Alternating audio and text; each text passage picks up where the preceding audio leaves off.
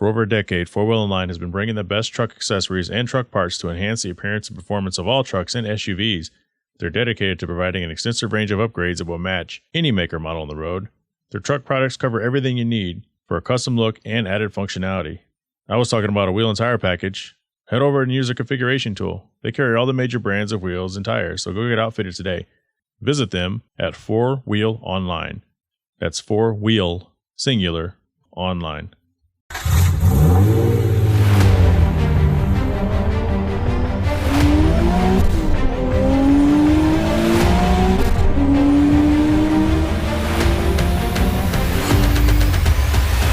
This is the Hard Parking Podcast, The Other Side of the Wheel, brought to you by Right Honda out of Scottsdale, Arizona, and I'm your host, Jay Fitting.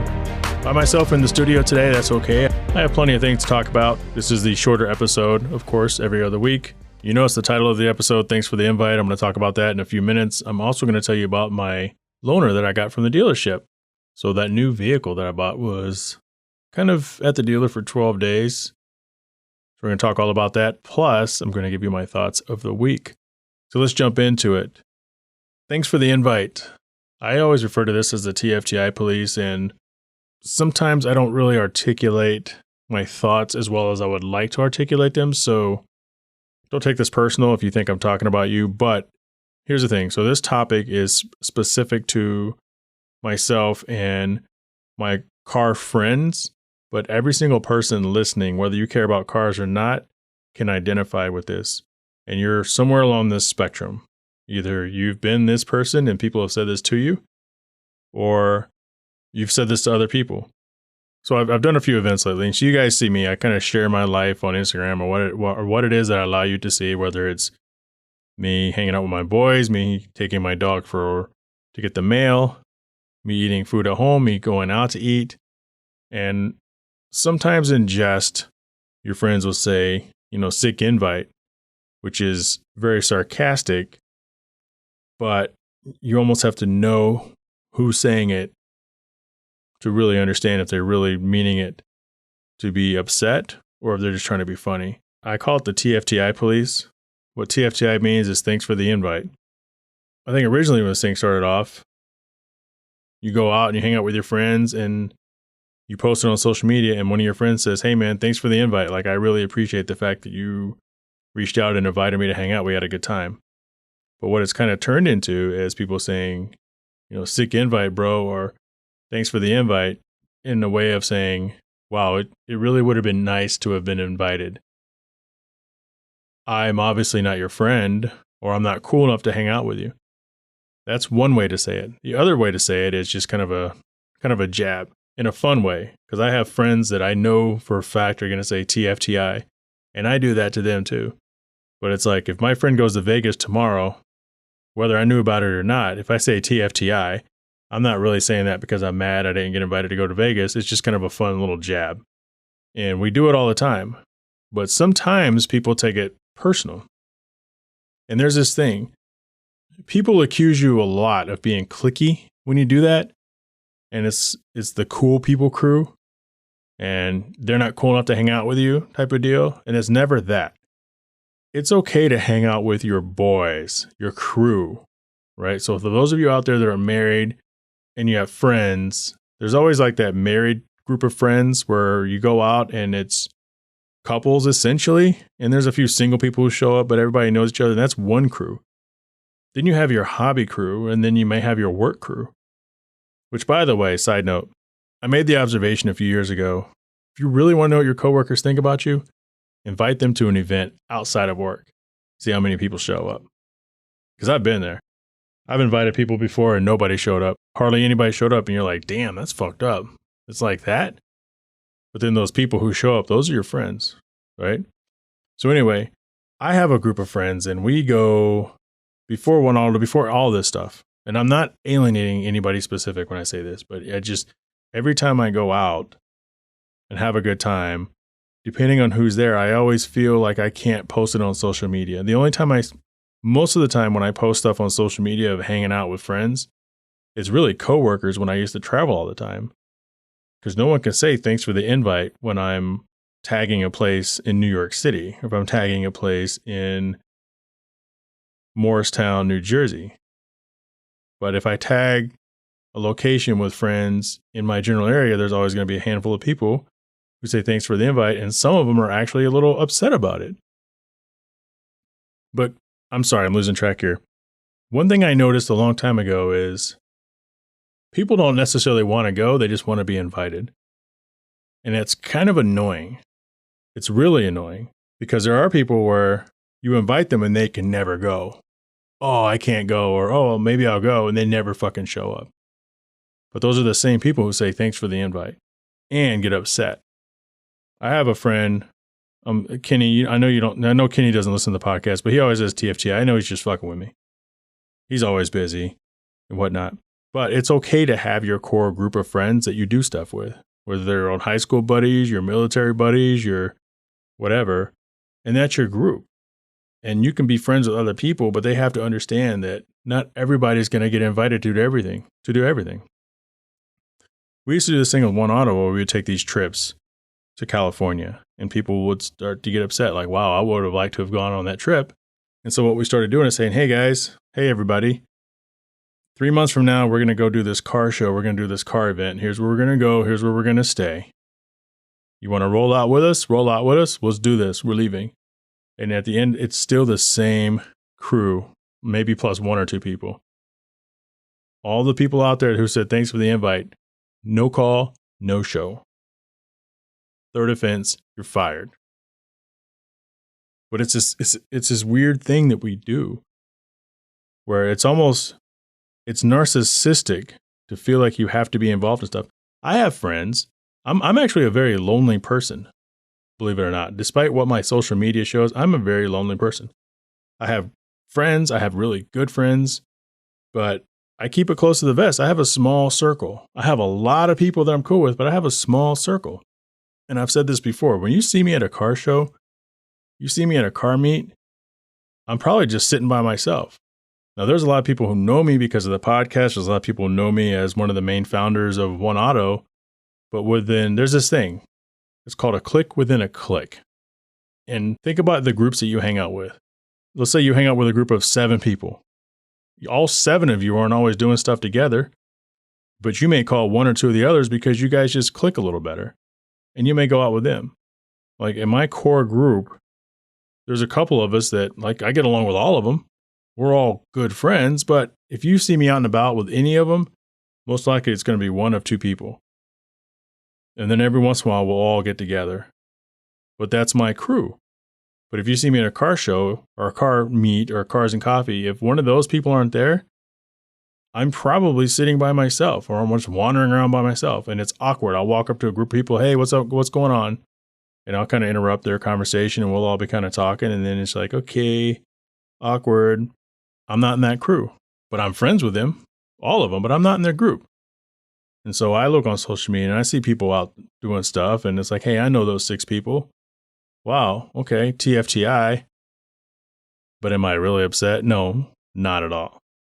But there are times where it's like, man, I'm cool enough with them. It's that event. Well, that would have been nice to go just to hang out and have a couple pops. But it's like this. If you and I could be good friends and you hanging out with your if you have poker night, my father always had poker night. He had friends come over. If you have poker night, well, I don't play poker. That's a bad example. Let's say you're just hanging out with your buddies at the bar and they're your buddies from the military. I'm not going to watch that and be like, damn, that sucks. I wish I could have been there. I don't, because I don't know anybody. Well, I kind of know Ricky and Bob and Stacy, but I don't know them that well. And they all fucking did 6 tours together. I'm glad you didn't invite me. And if you would have, I probably wouldn't have showed up because guess what? I don't really know them that well. And one thing I would say to people is, look, if you're looking at a group of people and you know them all casually, or I say this of my friends, if you know the guy on the right's wife's name, and you know the guy on the left's daughter's name, and you know the other person's whatever's name, and you know their 3 kids' name, then you're probably really cool with that group. But if you don't know anybody other than seeing us out and about, then you're probably not going to get invited if all of us are together because there's more to that group. That doesn't mean people aren't important. Of course they are. It's got to the point, like I said, I am very self-conscious about posting stuff on social media when I'm hanging out with people because of that. Because there's always somebody out there who wishes they could have been invited and they weren't. And it sucks. Like when I do One Auto things, I try to make sure it's like, hey, this is where One Auto is going to be. We have the One Auto cruise coming up. If we've done this 3 or 4 times with our major cruises, not the last charity event, but One Auto cruise to Jerome. We put it on social media. Everybody at the One Auto Council posts it. People are reposting it. And the day of the cruise, the drive, a cruise is what's called when we drive somewhere. The day of the cruise, we show up and it's the same 12 cars plus maybe 3 new cars. But everybody wanted to be invited and everybody was upset that they didn't get invited. But nobody fucking shows up except for the same people plus 2 or 3 new people every single time. Meanwhile, I'm sitting there and I'm looking at, I have friends that I'm really close with and they're going on cruises and there's 40 cars showing up. I'm like, wow, that would have been nice to know about that cruise. But the reality is I probably wouldn't have gone anyway because I'm too fucking busy. So it's one of those things you have to like kind of take a step back and think like, wow, am I really upset? And there's levels, right? The level is this. Somebody from the crew has a wedding and everybody that you hang out with is invited except for you. That's probably hurts a little bit. But if there's this giant group and 5 people you know from that group are all hanging out at one wedding, you probably don't know any of those people's last names. You don't know where they're from. You don't know about their kids. You don't know about their pets. You don't know that Robert's grandma lives in the backyard with the dog in the doghouse. You don't know enough to be included on that invite, so you can't be upset you're not there. Because all those same people are going to be hanging out with you next weekend at some other event. And that is what it is. So think about that next time you're out there thinking, thanks for the invite, or wow, that sucks. I would have liked to have gone to the movies with you guys. And then say something. You know, friend of the show, Byron, said that to me once. Byron, who's been in studio a few years ago, he said, wow, it sounds like you guys are kind of like the cool people crew. And I said, no, it's not like that at all, Byron. We just all know each other. It's not, I understand it looks that way. And we all support each other, so we wear each other's brands. I said, Byron, you're welcome to hang out with us whenever you want. And sometimes I extended the invite to him to my birthday a couple of years ago, and he showed up. And we had a good time. And he's cool. That's my boy. But he's not part of that core crew. And there's a lot of other times where he just has not been able to hang out. But he and I went to breakfast a couple of weeks ago. In fact, that video where that motorcycle cop, watch it on my NA2 NSX reel, where the motorcycle cop saw me speeding off and caught up with me and let me go. Byron was the Mercedes behind me. We were coming from Cars and Coffee, Alpios in Scottsdale with Mr. Aficionado himself and his new Porsche going to breakfast. So it's okay to have multiple crews. I guarantee you nobody seeing that was like, damn, Jay, thanks for the invite. You didn't invite me to breakfast. Actually, my wife said TFTI, but I know that's a joke because her ass is not trying to get up in the morning to go to a car event just for protein pancakes at Butterfield's, which, by the way, Butterfield's in Scottsdale off of Shea Road, near Scottsdale Road, badass breakfast. I love their pancakes. I hate pancakes. I love their pancakes. 2 locations. I think one is outside of, I think it's in Schaumburg, Illinois, or somewhere outside of Chicagoland. But think about that next time. Thanks for the invite.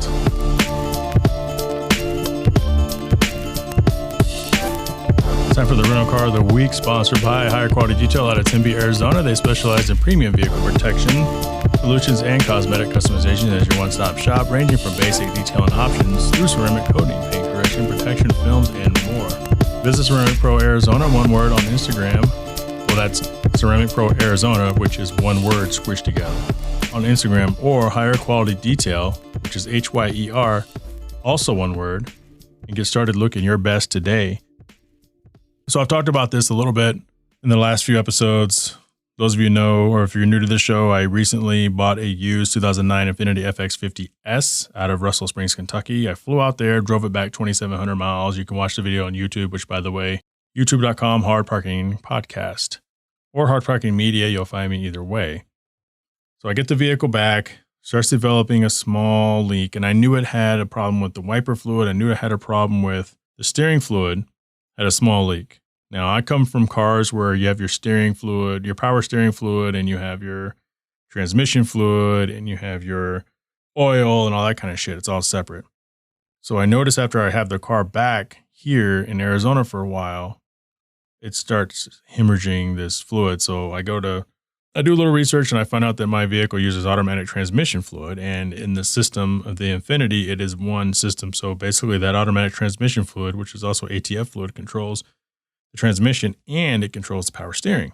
Power steering, not a big deal. Transmission, big deal. So this thing starts hemorrhaging transmission fluid. Like I can't drive more than like a 30-minute round trip, 15 minutes to go get fast food, 15 minutes come back before the thing just starts making these crazy noises and it's just leaking transmission fluid, like this whirring noise. So I'm topping it off and I try that Lucas Oil stop leak thing and that doesn't freaking work.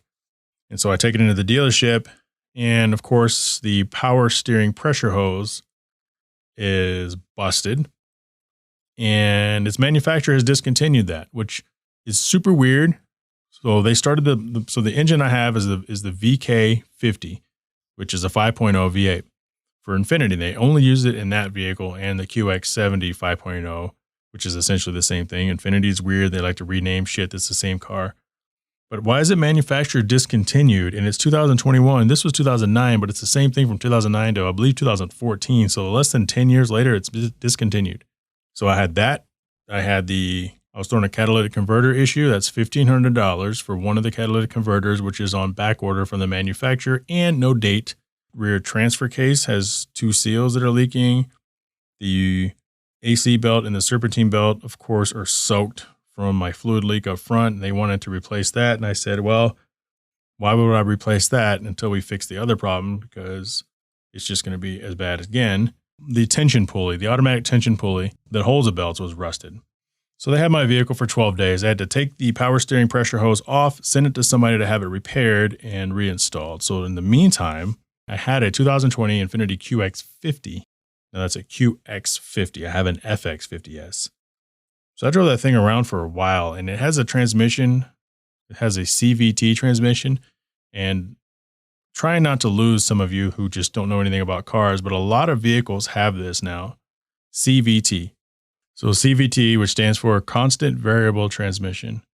And a lot of you have these in your cars. I mean, everything like Honda Accords, Civics, or the 2021 Civic has a CVT. A lot of Lexus models, a lot of Mitsubishi models, Ford Escape Hybrid, the Lincoln Corsair, Subaru Impreza. So a lot of vehicles have a CVT transmission, and this Infiniti QX50 was no different. Driving around in this thing, it's 2.0 liter 4-cylinder turbo with the CVT. And those of you who have this vehicle know that the transmission is really weird. It drags sometimes as if the transmission is slipping. Sometimes it engages. What I didn't realize, having never owned a car with CVT, or I don't think I've even rented a vehicle with CVT, is it adjusts to the driver over time. And so what I found is when I would put it in sport mode, it was really sluggish. And when I would put it in standard mode, the sport mode, standard mode, and economy, when I put it in standard mode, it would drive the best. So most of the time I left it in standard mode, but halfway through this loanership, I don't know if that's a word. Halfway through this loanership, I just made it a word. Halfway through this loanership, I just left it alone. And I'd noticed once I got back in the vehicle to run my quick errands, it was a lot more responsive. Now, is it powerful? Is it a powerful V6? No. Is it a powerful V8? No. And a lot of people are like, that's a piece of shit. It has that little CVT 2.0 liter motor. It's a little blah, blah, blah, blah, blah. V8. And hey, I love my V8. I love my V6. But that little 2.0 liter turbo CVT, after a while, is not bad. I don't want to say it's fast, but it's capable. But one thing that I really loved about that vehicle, and if you've ever looked at the QX50, you may agree, but the interior of this thing is beautiful. It's a beautiful interior. There's some things that don't really make sense. It has 2 screens, and really without navigation, if you don't have a navigation package, which I did not, I did have CarPlay, which by the way, CarPlay kind of sucked on there too. Sometimes the music and podcasts would play. Sometimes nothing would play. Sometimes you can get the CarPlay screen to pop up. Sometimes the CarPlay screen wouldn't pop up, but it said CarPlay on the bottom screen, but not the top screen. It was really clunky. But the screens weren't really in sync, which was kind of stupid. Ergonomically, the controls didn't really make any sense. If you wanted to change driving modes, you don't do it on the steering wheel. You don't do it with a quick push of a button in front of you. You have to kind of look down because it's just in front of the armrest, but behind the shifter, like a little clicker. It didn't ergonomically make any sense. But the vehicle is beautiful. On the outside, the front of it looked like a true successor to the vehicle that I just bought. The back is kind of weird. Kind of swoops in like a QX60, which looks nothing like a QX50, which looks nothing like a QX55, which looks nothing like the Q50. It's just like this weird infinity thing. But would I take it out as a loaner again? I think I would. It's not bad. It's fine for, sputtering around town. It probably can't tow for shit, but who cares? I don't care. I don't have anything to tow. And it would be comfortable on a road trip. That's for damn sure. It had a moonroof, or the panoramic roof that went from the front all the way to the back, which was pretty cool. Heated seats, no air conditioned seats, which is kind of weird. Yeah, I mean, at the end of the day, it was actually it's a pretty good looking vehicle. It's not quite as nice as like a Mercedes GLC 300. It's not an Acura RDX performance wise, not even close. Probably has some things the Acura doesn't have. I was surprised that it doesn't have a charging pad. I know I'm pretty sure the Acura does. And I think the Mercedes does. It does have a USB-C port. It has a USB-C port and a USB port in the front. And there's only like a few vehicles that I've rented or had loaned out to me that even had that. So that's kind of refreshing to see.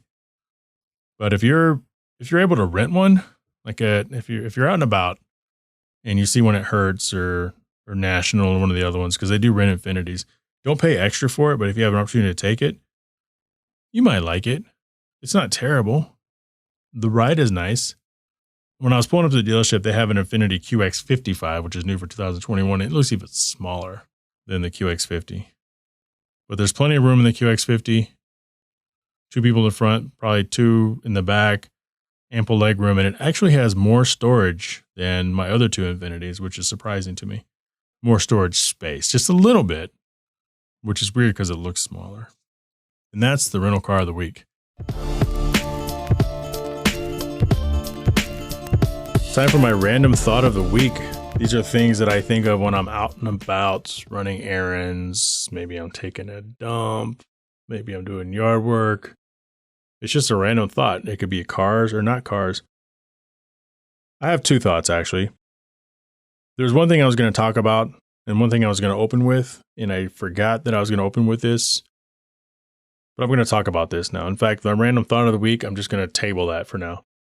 It has to do with car colors. You're going to get that in 2 weeks, but I want to talk about masks again. You guys know from the other show that how I feel about masks, and I don't know if they're good. I don't know if they're not good, but there's this thing. I used to get upset when I would see people not wearing their masks, especially people get vaccinated, but I still always have a mask with me. And if the sign on the store, the restaurant, wherever says, please wear a mask, then I'm going to put my mask on because I'm going to respect their rules. It's not about my personal rights. I check my rights at the door when I walk in. Now, if they violate my rights physically, then that's another thing. But now I don't look at people and wonder, what the hell is wrong with you if you don't have a mask? I just don't care. But one of the things is, if I walk into a place of business and their employees aren't wearing masks and you have a mask sign on the door, take the mask sign off the freaking door so I don't walk in looking like a dumbass. That's my random thought.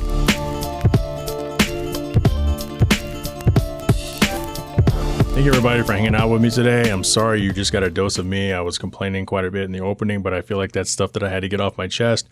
And it actually is something I believe everybody who listens to this episode, or hopefully those of you who are still listening, can identify with, because we've all been in one of those seats, whether we're the one that's going out or we're the ones who kind of look at other people going out feeling like we were left off the invite list, or if we were just kind of casually having fun with a friend saying thanks for the invite when you knew that you weren't going to go or get invited anyway, or you couldn't go.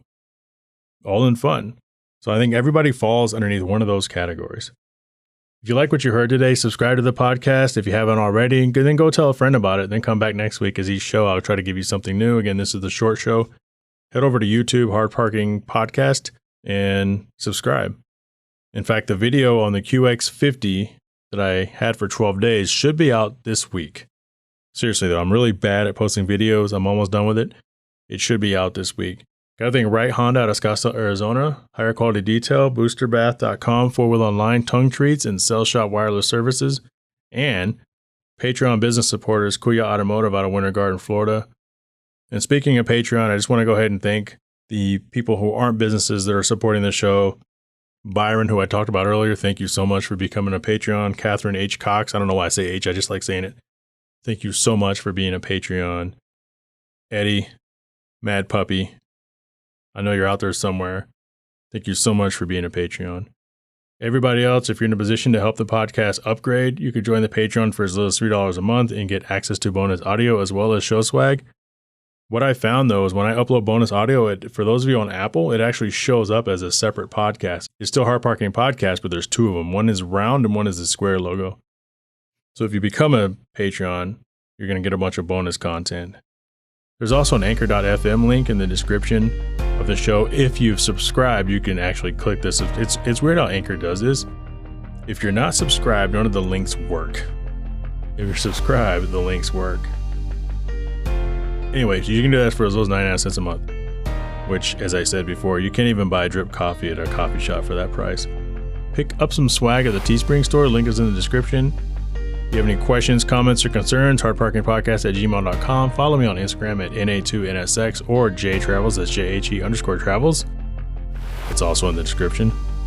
Join the Facebook group Hard Parking Violations. Thank you everybody who has joined Hard Parking Violations. There's a lot of people in that group who don't actually listen to the podcast, but we have a lot of fun on that page. And maybe one day they'll tune in.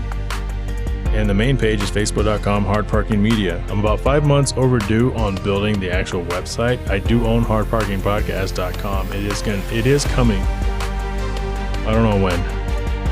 Might need some help. Just remember, I can't grow unless you tell the world how good the show is. So let's do this. Let's grow this thing together.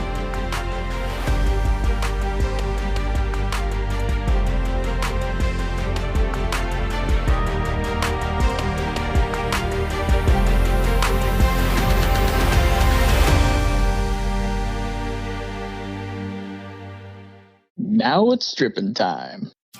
Are you tired of blowing out your back at the bathtub while washing your dog or subjecting your canine to a water torture bath while leashed up to a post outside? Now there's a far more effective way to wash your pet while saving your back and keeping your dog happy. It's called Booster Bath, a portable bathtub on legs. Head over to boosterbath.com, one word, and pick one up. Available in 3 sizes, this tub system features a drain, a soap cubby, and water controlling wand. This tub conveniently breaks down to be stored when not in use. Want to save 10% on your first time purchase? Head over and sign up today to make that happen. Boosterbath.com. Are you tired of your dog losing its cool in a thunderstorm or fireworks? You might want to look at Tongue Treats. TongueTreats.com. High anxiety relief, pain relief, inflammation relief. It's a direct connection between the tongue and the brain. Doesn't waste time going down to the stomach, where it gets broken down, enters the bloodstream, then to the brain eventually. By then, little Izzy, my dog, has been hiding under the house for like 20 minutes. The Tongue Treat CBD strips provide rapid results for your pet with the right amount of CBD, which is not psychoactive. It's important to test and verify your pet is getting the proper dosage. A single strip should be enough. Have doubts? There's certified analysis from a lab available on the website. Think about it. Efficacy and economy. Tongue Treats.